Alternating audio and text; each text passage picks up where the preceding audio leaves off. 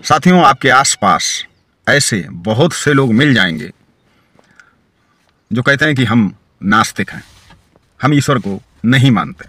Video को थोड़ा आगे बढ़ाएं उससे पहले मैं बता दूं कि दुनिया में 3 तरह के लोग होते हैं। एक वो जो ईश्वर को हर जगह मानते हैं, कण कण में भगवान, क्योंकि उनका मानना है कि उस अनंत ईश्वर का विस्तार ही है सब, हम, आप, हमारे आसपास की वस्तुएं।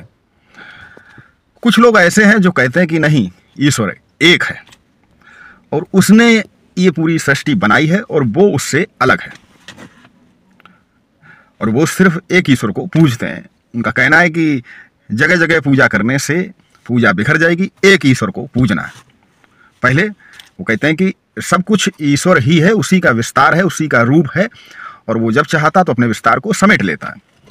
जैसे कि हमारे आसपास की वस्तुएं खत्म हो जाती हैं तो माना जाता है कि उसने अपना विस्तार समेट लिया, फिर नए रूप में उसका विस्तार हुआ।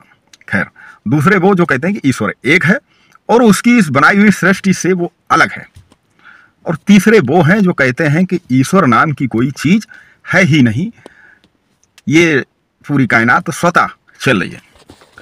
तो साथियों, जो सबसे बाद के लोग हैं, अब मैं ये भी बता दूं कि जो ये कहते हैं कि ईश्वर हर जगह है, कण कण में है, वो हिंसक होते हैं कम, क्योंकि वो हर जगह ईश्वर को देखते हैं, हर रूप को, कुत्ते में भी, बैल में भी, पेड़ में भी, पौधे में भी, इंसान में भी, हर जगह ईश्वर को देखते हैं। तो उनके अंदर अहिंसा का भाव ज़्यादा होता है।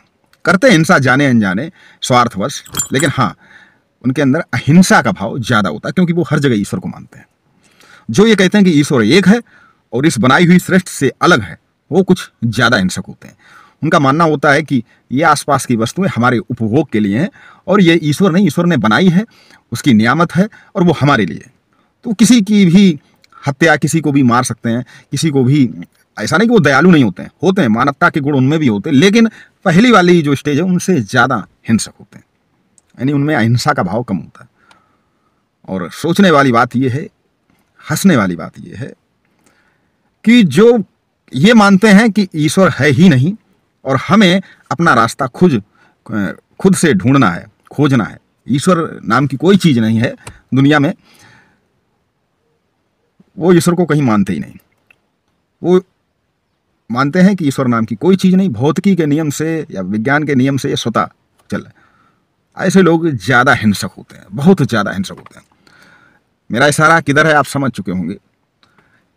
आप सोशल मीडिया पर वीडियोज देखते होंगे, चाइना, जापान। मैंने एनसीईआरटी की बुक में पढ़ा है कि जब विश्व युद्ध हुआ था तो जापानी सैनिकों के हाथ में अगर कोई दूसरा सैनिक, विरोधी सैनिक फंस जाता था तो उसको किस नृशंसता के साथ, कितनी बुरी तरह टार्चर करते थे कि उसकी रूह कांप जाती थी। चाइना के लोग वीडियो में देखते होंगे, सांप, छिपकली, मगरमच्छ, चूहा, बिल्ली, यानी कि इंसान कुछ भी, ऑक्टोपस, मछली, यानी कुछ भी वो काट कर, मार कर खा सकते हैं। और आप देखते हैं कि ये किस धर्म को मानते हैं, किस धर्म के ये अनुयायी हैं। इनके अंदर हिंसा का सबसे ज्यादा भाव। तो साथियों, मेरा कहने का अभिप्राय सिर्फ ये है कि किसी को भी दोषारोपण करने से पहले आप विचार कीजिए क्या सच है क्या झूठ है।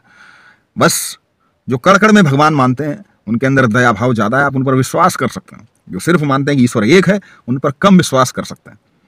और जो कहते हैं कि ईश्वर है ही नहीं, उन पर तो आप बिल्कुल भी विश्वास ना करें। जब एक साइकिल एक बिना ड्राइवर के नहीं चल सकती है, साइकिल को भी चलाने वाला होना चाहिए। अब जो कार आई है ऑटोमेटिक, तो उसको भी किसी ने प्रोग्रामिंग की है।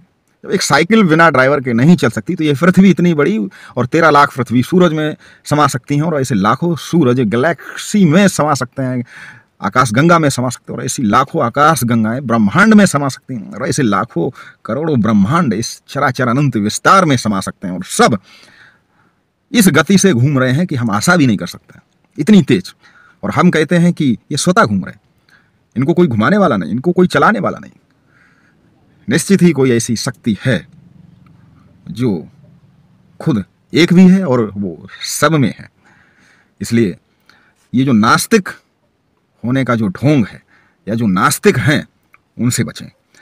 ये जो जीवन है, हमारे आसपास जो भी है, सब खत्म हो जाएगा। बचेगी तो सिर्फ हमारी आस्था। आस्तिक बने, नास्तिक नहीं, और नास्तिक लोगों से बचें। चलिए, अगर एक बार मान लें कि ईश्वर नहीं है तो फिर हम सब ये क्यों समेटें? अगर आनंद के लिए ही, तो आप यकीन मानिए कि समेटने में नहीं, छोड़ने में जो आनंद है।